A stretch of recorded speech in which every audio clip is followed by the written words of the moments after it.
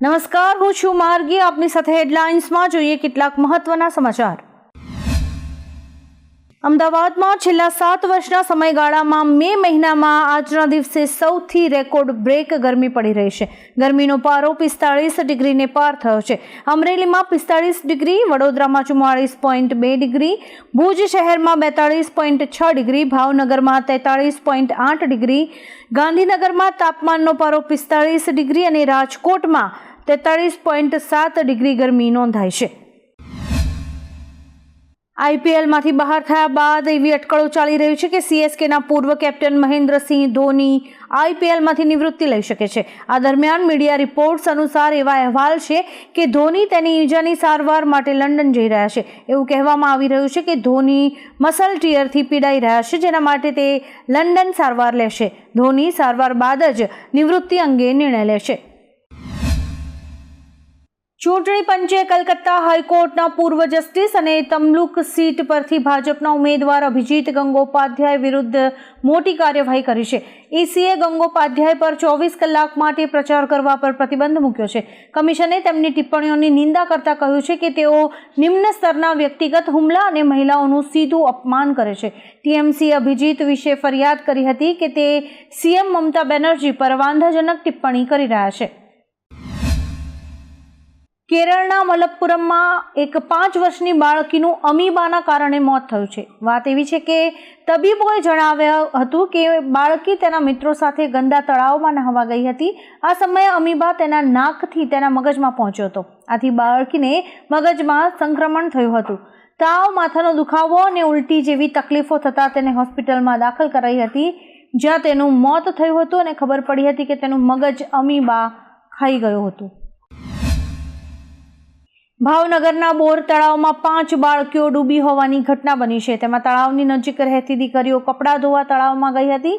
એક દીકરી ડૂબી જતા બીજી બચાવવા પડી. એમ કુલ 5 દીકરીઓ ડૂબી ગઈ હતી. સ્થાનિકોએ તમામ દીકરીઓને બહાર નીકાળીને 108 મારફતે સારવાર અર્થે હોસ્પિટલ ખસેડી હતી. અહીં ફરજ પરના તબીબે આ 4 દીકરીઓને મૃત જાહેર કરી હતી, જ્યારે કે એક દીકરી અત્યારે સારવાર હેઠળ છે. ઘટનાને લઈને સમગ્ર પરિવારમાં ઘેરો શોક છવાઈ ગયો છે. વડાપ્રધાન શ્રી નરેન્દ્રભાઈ મોદીના નિવેદન પર બિહારના પૂર્વ નાયબ સીએમ તેજસ્વી યાદવે કહ્યું કે શું બીજું કંઈ બાકી છે? તેઓ કામની વાત કરતા નથી. તેઓ માત્ર તેજસ્વી યાદવ અને લાલુ યાદવને ગાળો આપવા જ બિહાર આવે છે. આપણા 25 કરોડ યુવાનો મોટી ઉંમરના થયા છતાં પણ તેઓને નોકરી નથી મળી રહી, પરંતુ પીએમ મોદીના મોંમાંથી અવાજ પણ નથી નીકળતો. મોદીએ કોવિડમાં લોકોને ખોટી રસી અપાવી અને પોતે સારી રસી લીધી છે. રાહુલ ગાંધીને રાંચીની એમપી એમએલએ કોર્ટમાંથી મોટો ઝટકો લાગ્યો છે. ગૃહમંત્રી અમિત શાહ પર કરેલી ટિપ્પણીના મામલામાં કોર્ટે તેમને બીજી વખત હાજર થવા સમન્સ જારી કર્યું છે.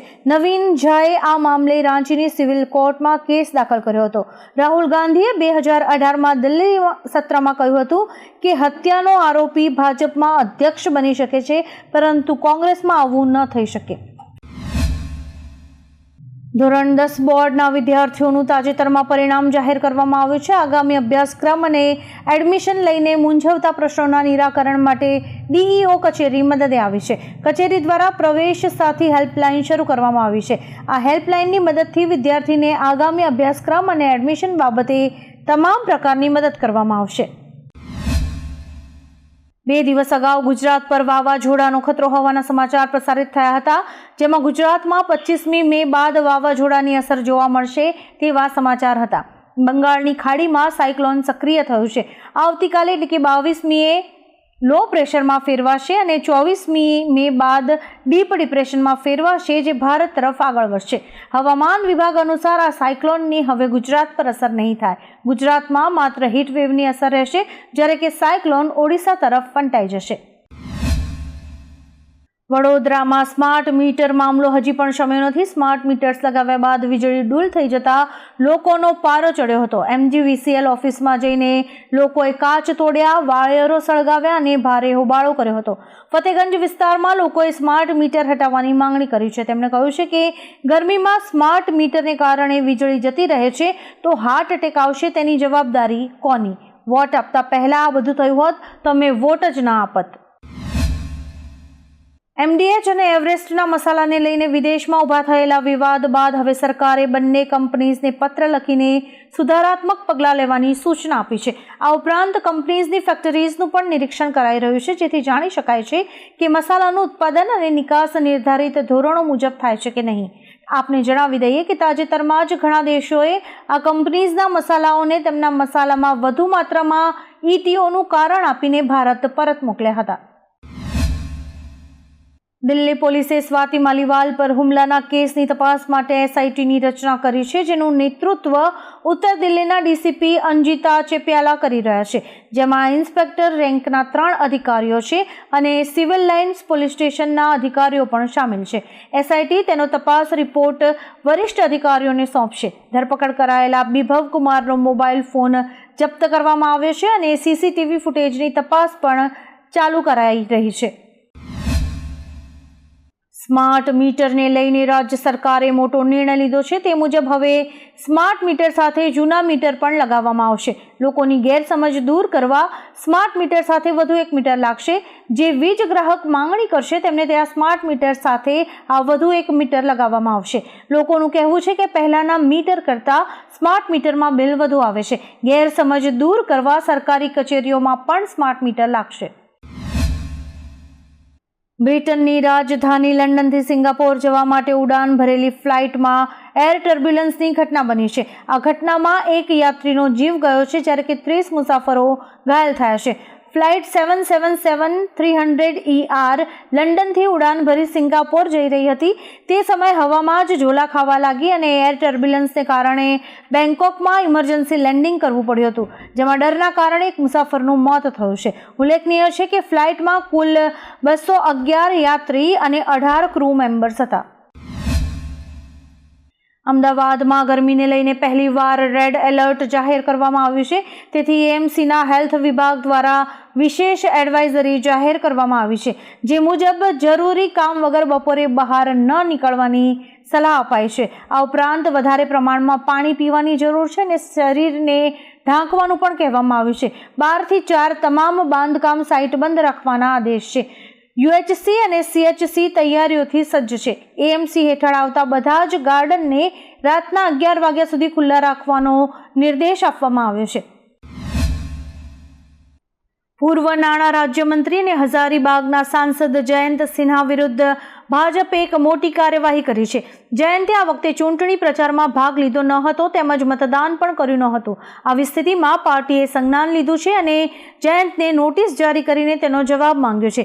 પાર્ટીએ તેમને 2 દિવસમાં ચૂંટણી પ્રચારમાં ભાગ ન લેવા અને મતદાન ન કરવા પાછળનું કારણ જણાવવાનું કહ્યું છે.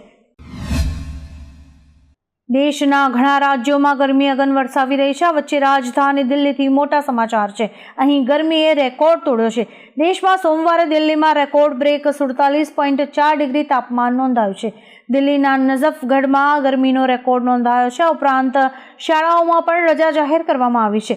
દિલ્હીના બેઝ સ્ટેશન સફદરજંગમાં 29 મે 1944ના રોજ સર્વોચ્ચ તાપમાન 47.2 ડિગ્રી સેલ્સિયસ નોંધાયું હતું, જ્યારે કે સોમવારે 47.4 ડિગ્રી સેલ્સિયસ નોંધાયું છે. ઇઝરાયેલ સાથેના તણાવ વચ્ચે ઈરાનના રાષ્ટ્રપતિ ઇબ્રાહિમ રઈસીનું હેલિકોપ્ટર દુર્ઘટનામાં મૃત્યુને લઈને ઇઝરાયેલ પર સવાલો ઊભા થયા છે. સોશિયલ મીડિયા સહિત વિવિધ પ્લેટફોર્મ પર એવી અટકળો ચાલી રહી છે કે અકસ્માતમાં ઇઝરાયેલનો હાથ હોઈ શકે છે. હવે ઇઝરાયેલના એક અધિકારીએ સ્પષ્ટ કર્યું છે કે રાષ્ટ્રપતિ ઇબ્રાહિમ રઈસીના હેલિકોપ્ટર દુર્ઘટનામાં અમારી કોઈ જ સંડોવણી નથી. આ ઘટનામાં અમારી કોઈ ભૂમિકા નથી. ભારતના ઉપરાષ્ટ્રપતિ જગદીપ ધનખર ભારતના પ્રતિનિધિ તરીકે ઈરાનના રાષ્ટ્રપતિ ઇબ્રાહિમ રઈસીના અંતિમ સંસ્કારમાં હાજરી આપવા ઈરાનની મુલાકાત લે તેવી શક્યતા છે. સૂત્રોના જણાવ્યા અનુસાર ધનખર બુધવારે ઈરાન જવા રવાના થાય તેવી શક્યતા છે. નોંધનીય છે કે રઈસીનું સોમવારે હેલિકોપ્ટર અકસ્માતમાં મોત થયું હતું અને રઈસીના માનમાં ભારતમાં પણ આજે રાજકીય શોક જાહેર કરાયો હતો. આવા જ કેટલાક રસપ્રદ સમાચારો નિહાળવા માટે અમારી YouTube ચેનલને લાઇક, શેર અને સબસ્ક્રાઇબ કરો અને જોતા રહો હેડલાઇન્સ.